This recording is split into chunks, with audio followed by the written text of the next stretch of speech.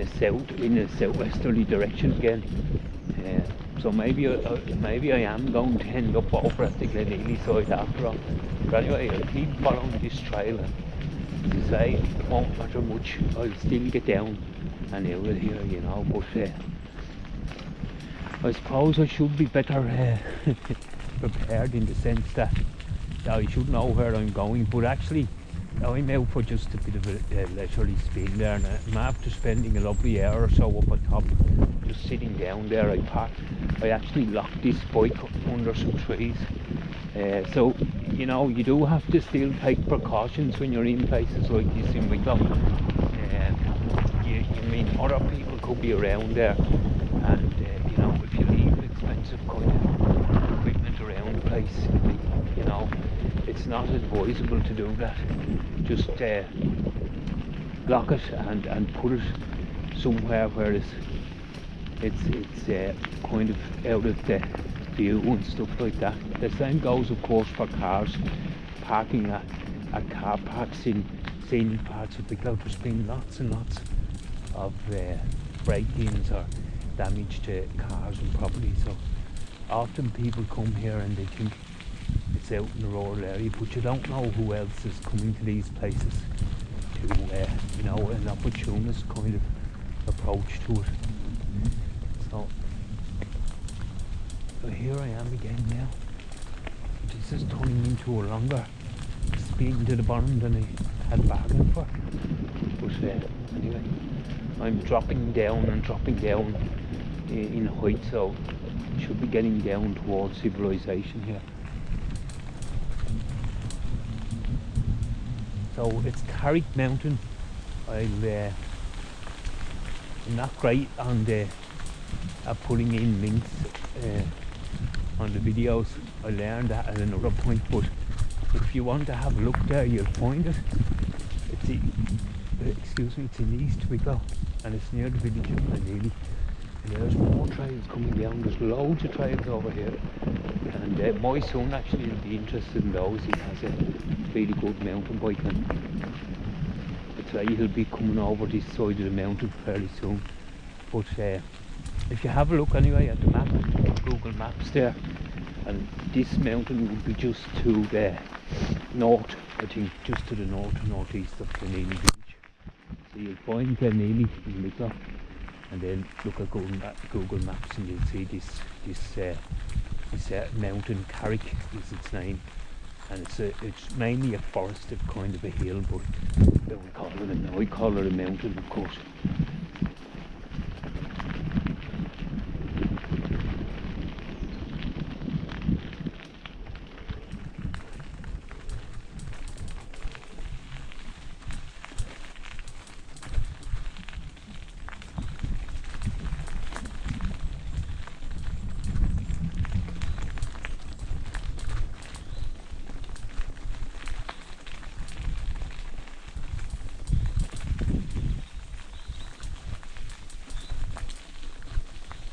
Now in places these forest roads are fairly smooth. The busier trails where probably there's trucks going up and down there for logs, collecting logs and stuff. But then again, some of them are fairly rough. So for leisure cyclists coming in here who are not into the serious kind of mountain trailing, just be careful on these roads, especially you probably, if you've a bike that is not and if it's not a mountain bike as such, you just mind your cycle here, and you know, dismounting places if you need to, because there's no point in getting a puncture or buckling the wheel. Usually the road will improve just a bit further on, so kind of a good idea it might be to get off the bike and walk past some of the rougher parts. Now I'm coming here to a fork and a decision, I'm not sure. Right, so that trail going that way, that looks like it'll take me back towards Ballylust. This one looks like it'll take me to Glenealy, so I'm going to keep going now for the Glenealy exit. As I say, I came in on the Ballylust Glashwood side, but I am hoping to get out on the Glenealy Touch Lane end of the forest.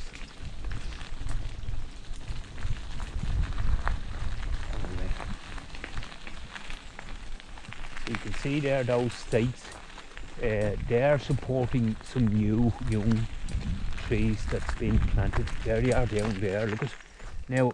The thing about all these forests are, back in the day, the Irish Forestry Board, then, which later became Coillte, when they started to grow timber commercially, they went for a lot of this stuff here that we're looking at. That's probably some kind of a spruce. Some of those originated in Scandinavia and that.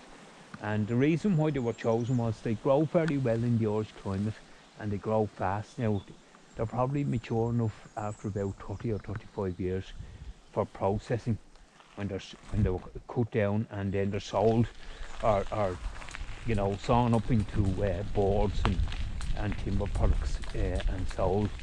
But the problem with them is, you can see down there some broadleaf trees which originally they would be native trees. There's probably a mixture of ash and oak down there, and there are some other different types that were planted here as well.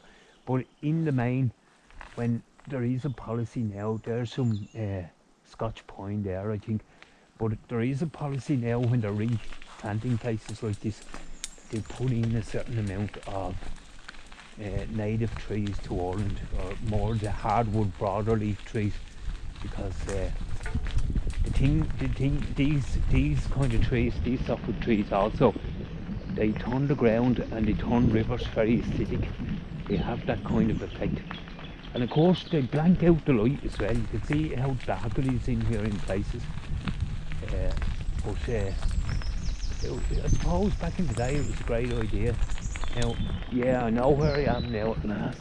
So this is the Glenealy route for certain. So behind me is a trail coming down, and you want to be pretty good on a mountain bike to go down there, and pretty brave. So I have to commend the people that do it. But that, imagine going down there on your mountain bike. It's not for me, I can tell you. But down this part of the forest, you have more of the kind of native trees, and I think when they do a section here, it's called clear felling, and there's a section of the trees ready for felling, for processing. They tend to replant, and when they're replanting, they're putting in more of the older original Irish type of trees in as well, to have a mixture, and that's important.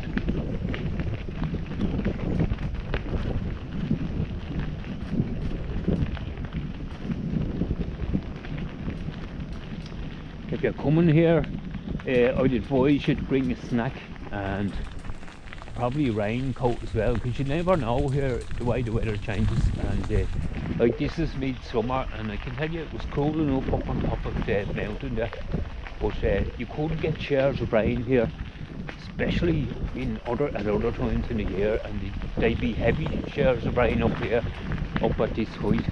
Also, you could get fog as well, so you'd have to check the weather. Like be a sensible kind of approach, like going into any wilder area of Wicklow, I suppose, because it is, after all, you don't want to take any of these places for granted. Again, if you were on your own, you'd have your phone, you'd have told someone where you were going, and they'd know that you're expected back at a certain time, just in case you had a bit of an accident, or you got delayed some way, that somebody would know.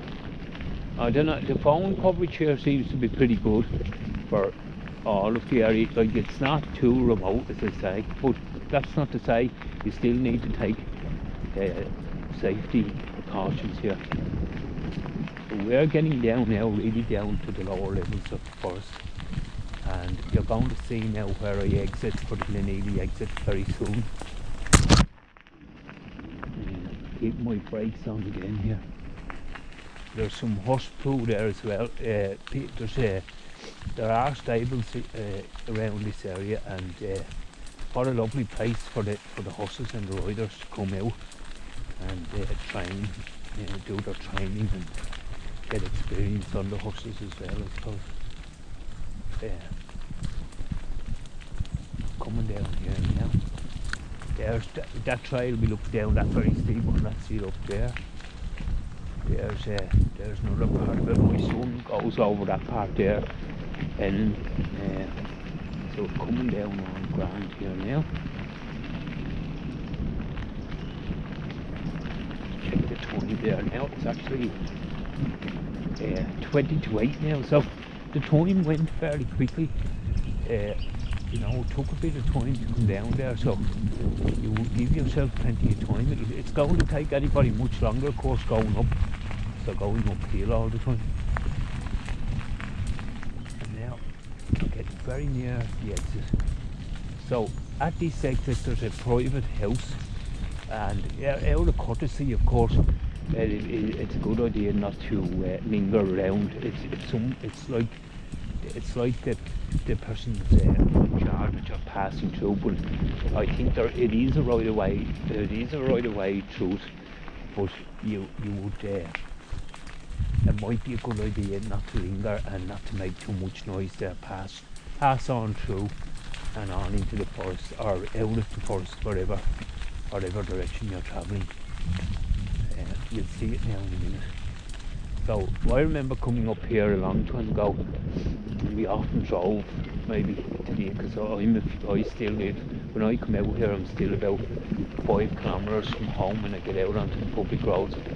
But we often drove here, and back then I think Wicklow wasn't as built up and it was quieter, and there wouldn't be as much traffic. But now there's a lot more people living locally using these places for a bit of leisure and exercise and headspace and what have you, but there isn't much parking at all. So here's we're coming up to the barrier now on the exit. So now we're at the Glenealy end of the, you can see there's a trail going that way, another one going that way. There's lots of scope for going wrong in there as well. Yeah. Now this could present a slight problem for me, because I'm going to have to try and get my bike over this one. You can see there, it's not very,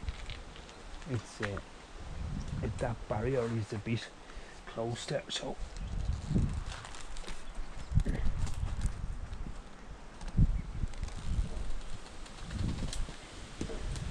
she's over there now, and that is a pretty heavy bike to be lifting. I don't want to be doing that too often, or I'll be paying a visit to the doctor, I think. But anyway, I don't advise doing that. If you do have to do it with an e-bike like this one, sorry, now I'm just putting the lights on here because I'm going to be going on the main road soon. If you are doing it, the sensible thing for me there should have been to take the battery off the bike, and it would have made it a little bit lighter. Now I have my pack on my back, so at least I wasn't lifting the weight of the pack on the carrier on the bike as well. That's the private house there. And now this lane, this is Church Lane, and it has the public access. As you can see though, there is no place really for parking, and I think it would be a bit rude to be trying to drive up here. I think that has been a problem here in the past. And you know, local residents, you have to give them a bit of consideration as well there. It's their kind of local neighbourhood. You need to get in everything. Not back to point that cars are parked here, there and everywhere. Like there are some people who don't consider others, they just leave cars anywhere at all. And I tell you, this makes for a much nicer experience when there aren't many cars here, because this Church Lane is a lovely walk. And from the barrier down to the end of the Church Lane, it's probably about a kilometre. It's probably a good kilometre before you actually get from where you'll be parking in Glenealy to that barrier there where you enter the forest. But as I say, it's a lovely little walk. It's an uphill walk, of course. You're always going uphill there as you head towards the mountain itself.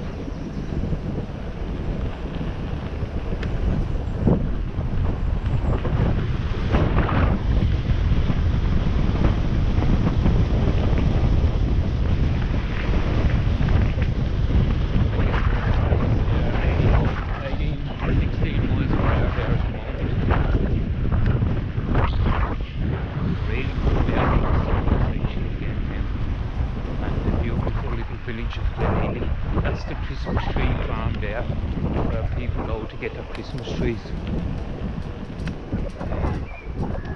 Some lovely residences around here as well. It's a grand, peaceful spot, I have to say. It's a lovely, peaceful area, this. Lovely area, and the village of Gleneely is a fabulous little village. It hasn't, thankfully, hasn't seen the kind of large-scale development that other local areas have started to experience. It's still fairly unique, like rural village, with all the modern conveniences though, and I hope it stays like that for some time to come.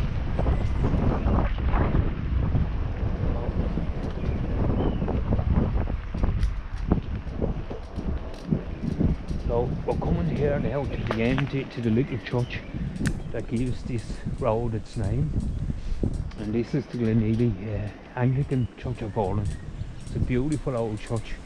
There's the GIA grounds there, and I'm not actually going to be passing, but I'm going to show you and indicate where you will be parking if you're coming up here.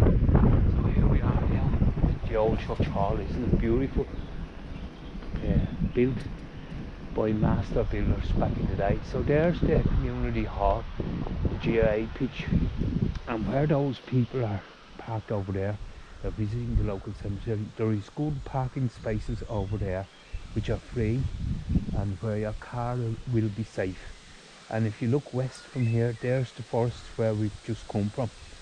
You can see it up there in the distance. So I'm going to turn right here, and I'm going down now into the village of Gleneely itself. So if you're coming from Dublin or North Wicklow, you'll probably be coming into this. You'll have came to Rathnew village towards Gleneely, and then come here into Gleneely. And you turn right off the main road and over this bridge on which we are now coming at the moment. So here we are now, we're on the main road, and I'm turning left, and this will take me back down to Rathnew. I'm heading in the easterly direction, and for anybody travelling